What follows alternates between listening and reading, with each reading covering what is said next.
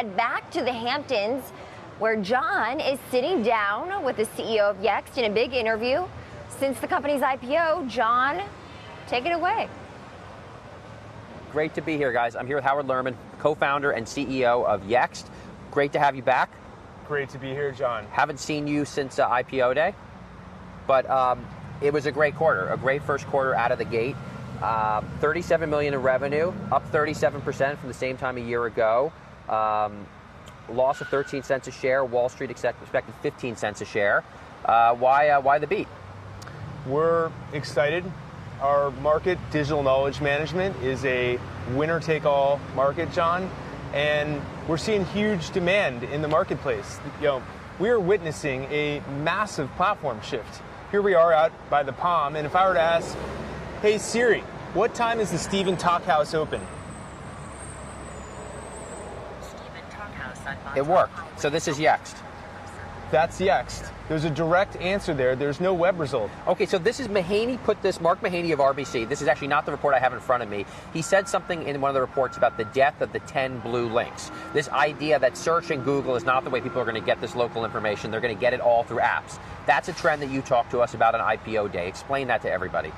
Every intelligence service, from Siri to Google to Facebook, has three layers. They have their UI, they have their algorithm, and then they have their knowledge base. As the world evolves, UIs and algorithms are going to change. But knowledge, they all need to know that answer to tell you what time they're open. Or even more importantly, if I were to just pull up Stephen Talkhouse events on Google, yes, you'll see the events are just listed there. The old world would have sent you to stephentalkhouse.com/events. No, but Mahaney was saying that it was about these blue links. Mahaney's saying that what's good for Yext is bad for Google, and that there's this move away from Google. Is that right or wrong? I think what Mahaney is saying is that intelligence services are changing the ways that they show end users answers. And it used to be that if you search for Stephen Talkhouse events, you'd get stephentalkhouse.com/events. That's a blue link. Yes. Now, when you look for that, they just tell you the answer directly. That's good for Google. That's good for the end user. That's good for Yext. Win, win, win. It's a more structured, direct answer. Let's say people are out for the night and they want to know what band is playing at the Talkhouse tonight. Yeah. Do you think it's a better experience for them to have to type in Stephen Talkhouse events, click through to the website, no, obviously navigate I the want calendar? Alexa just to tell me you what... You want to know the answer directly. What is the Yext app directory? And it was interesting to me that you announced a big partnership with Sears. And I want to read to you a quote from Sears. This is Marie Laficotes, who's the Director of Digital Strategy and Ops at Sears Auto. She says the Yext app directory allows us to pull the analytics from our online presence from Yext into Domo, another cloud-based software platform, where we can combine it with our sales data to capture new insights about how we can drive more leads. Can you explain that, not to someone who's a third grader, but to someone who's, let's say, an eighth grader? Every major software company, the big platforms, enable you to get the information stored in those platforms in and out. The Yext app directory makes it really easy for our customers to get digital knowledge into Yext and get digital knowledge out of Yext. So for example, we can show our customers the number of phone calls or driving direction requests they got from Google Maps. Okay. Our customers, like Sears Auto, can pull that into Domo to do more sophisticated types of analytics or business intelligence applications. That's one example. The Yext app directory also lets customers grab data into apps like HubSpot or even Salesforce for lead objects. They can create leads in Salesforce and HubSpot from scans or reviews that they hear. Even Zendesk. Our customers can hear when a review occurs on, say, Yelp, and create a Zendesk ticket so that customer care knows how to handle that review. This is really good. I actually really like this. So whereas local data before was disparate, in phase one of Yext, you kind of organized it for people. Now you're kind of taking it off the island and allowing all this local data, all this local usage lookup data to file into people's other cloud-based systems for sales. That's exactly right.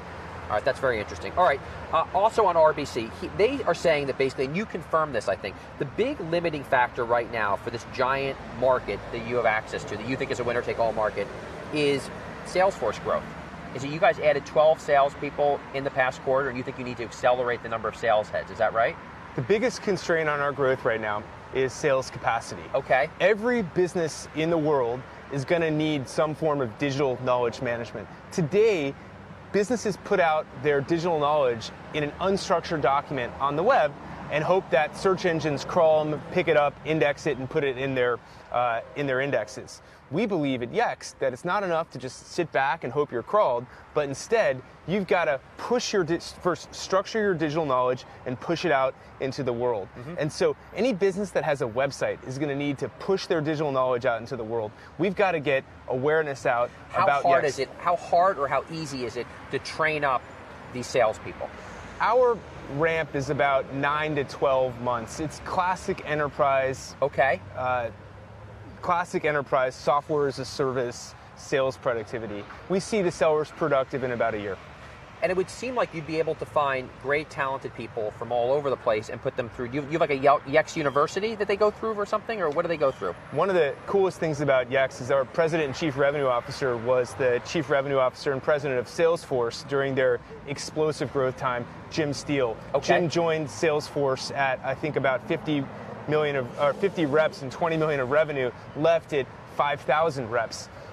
So we've been able to attract, and we're beginning to attract, really outstanding, high-quality sales reps from great companies like Salesforce, companies like Adobe, folks that know how to sell to the CMO, folks that understand how to sell software. But do you think you can train them from scratch? It would seem to me that the product fills an obvious need. You just need to educate the sales reps. Could you get people fresh out of college and do this with them? Every sales force has a mix of different experience levels, and people serve different functions as they get more experience. Do you want somebody right out of college cold calling the CMO of a big brand? Probably not. But do you want them helping coordinate a deal alongside a more experienced rep? Heck yeah. You want to put these people together to have a good approach to win all the deals. Let me ask you a cash question, okay? You have $135 million in cash on the balance sheet, roughly. That's what's reported? That's what's reported. No, I think this is public. Yes. Okay, fine. That's public. The net loss in Q1 was $16 million. Of that, stock-based compensation was $4 million. Accounts payable were $4 million. So let's say the $12 million of that is real cash out the door, right? So let's call that 1225. Let's call it roughly $50 million in cash going out the door. You are forecasting losses for the foreseeable future. Will you need to raise more money? Absolutely not. Okay. We guided in Q1 that we expect to be cash flow positive around the end of next year. Okay. So we feel great about our position. The end of 18 next year. So that cash gets you through the. This cash gets us through the end of next year. What's the most exciting thing going on in the local space? When you lay out and you go to bed at night and you want to dream about big ideas and you want to be creative, what's an idea that's exciting to you that's rattling around in your head? One of the areas that's a huge excitement right now is chatbots, both on the consumer side and on the business side. I think that when you look around the world, okay. And by the way, digital knowledge management is a global opportunity. In China, for example, people chat with businesses directly using WeChat. WeChat, yes. That's right. They pay, they engage, they don't call, they don't really visit the website. That's an example of this macro trend that we are seeing, the rise of intelligence, the rise of intelligence services. Guys, give me 2 more seconds here, okay? Liam, it's Howard Lerman, CEO of Yext. Give me 2 seconds, okay? It seems to me that Messenger could be a giant platform for you, and that what you're doing with Siri and what you've demoed for me with Siri, a lot of times, it could be very big in Messenger. I completely agree.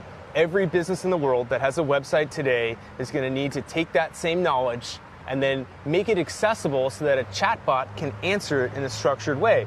I may ask Siri today what time the Talk House is open, but I may want to book a ticket or ask. Are there appetizers? Is there room on the terrace? That's All right. Howard Lerman, CEO of Yext. An honor as always to have you. Back to you guys at the New York Stock Exchange. See, that 5 minutes was worth it. I got all this good Messenger chatbot stuff.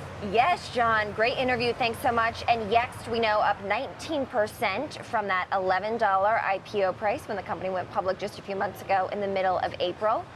John, again, broadcasting from our Alt studio at the Palm in the Hamptons. And we will have more from him, obviously, ahead. Yes, we will. Today, though,